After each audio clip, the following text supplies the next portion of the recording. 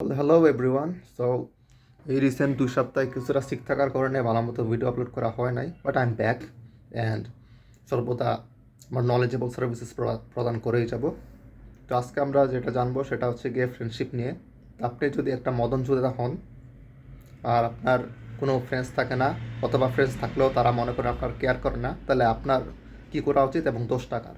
দোষটা সবসময় আপনারই, সেটা আর মধ্যে আর ভেজাল থাকার কথা না।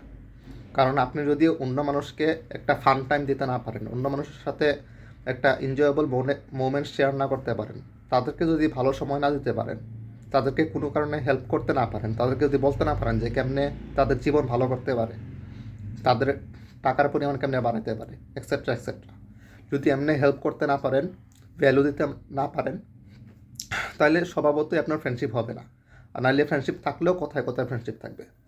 সো যেমনটা নিজের লেভেল আপ করা জরুরি, তেমন মানুষদেরও তাদের পাশে থাকা জরুরি। এটা মাথায় রাখবেন।